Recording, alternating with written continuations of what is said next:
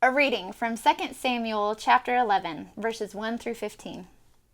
In the spring of the year, the time when kings go out to battle, David sent Joab with his officers and all Israel with him. They ravaged the Ammonites and besieged Rabbah, but David remained at Jerusalem. It happened late one afternoon when David rose from his couch and was walking about on the roof of the king's house that he saw from the roof a woman bathing. The woman was very beautiful. David sent someone to inquire about the woman. It was reported, "This is Bathsheba, daughter of Eliam, the wife of Uriah the Hittite."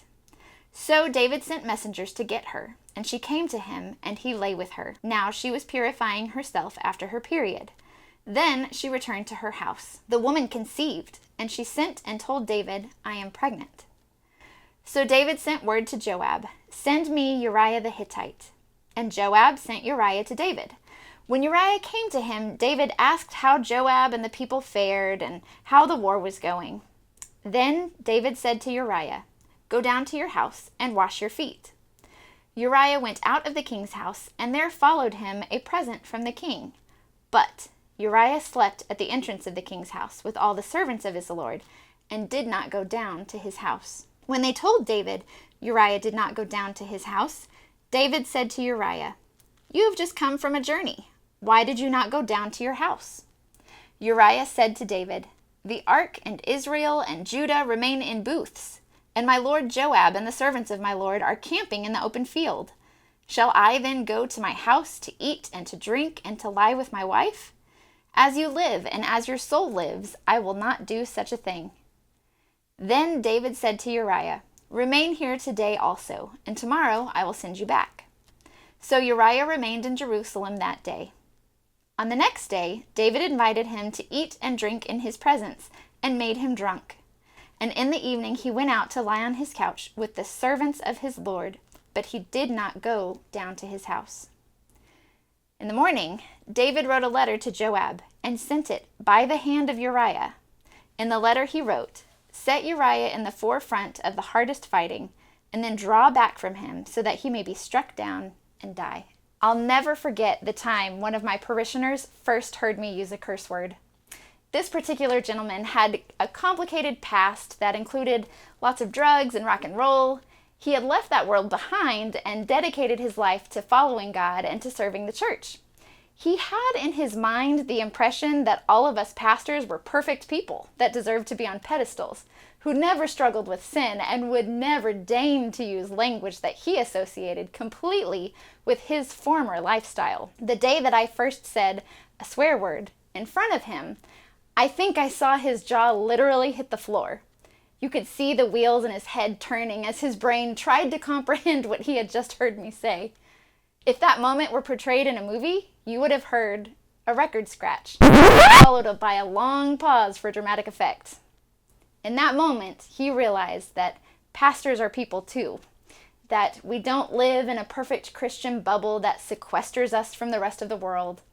We put our pants on one leg at a time, and we are as equally capable of royally messing up as everybody else around us.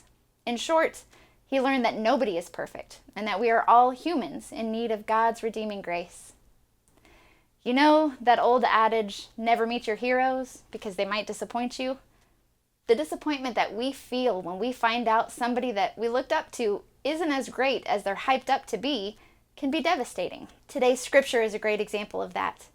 We get to see this up close and personal picture of a monumental failure on the part of King David. King David, the man after God's own heart. King David, the perfect seventh son of Jesse, who was out tending his sheep before he was anointed the next king of Israel. King David, the boy with the good countenance, who stood up to and defeated the Philistine giant Goliath. King David, who united Israel, defeated armies, established Jerusalem as the capital city, built a palace, received a divine promise of an everlasting dynasty. King David, who loved God enough to make a spectacle of himself by dancing in his skivvies in the streets and having cake. That King David, the one that everybody loves, everybody's hero. This next story about King David is one that centers as the hinge pin of his life. Before these poor choices, David is exalted by God, from shepherd boy to successful warrior king. After this story, David's entire family has a shocking downfall. He has to run for his life, and Israel is eventually divided and hauled away into exile. This tipping point is where the dream ends and the nightmare begins. We tend to put our heroes, be they Bible heroes, modern-day preachers and prophets, political leaders, celebrities, or otherwise, on a pedestal. We can become so personally invested in their lives that we feel wronged when we find out about their ability to be human. When Olympian and fellow Houstonian Simone Biles had to step down from some of the gymnastics events in the 2020 Tokyo Olympics, citing mental health reasons, I remember the shock of many of her admirers. They couldn't believe that this superhuman gymnast would need a break. She made such a positive impact in the mental health world by claiming the need to preserve herself and her own mental wellness over the expectations of those around her. Some headlines from our heroes are much less flattering. Every week, we can hear more sensational news about somebody in power who was caught up in some moral scandal or ethical conundrum. It is usually somebody who thought that their position of power would protect them and their reputation. Politicians seem to be an easy target for this, but others in the public eye are just as scrutinized. But we know that nobody is above temptation. Nobody, aside from the perfect person of Jesus, has lived a sinless life. The fact that David's story of adultery and murder survives is a testament to the importance of this fact. It would have been easy for early church writers and scribes to omit this from the history and to paint David in a better light. Yet this story survives as evidence that even our beloved King David is not without fault.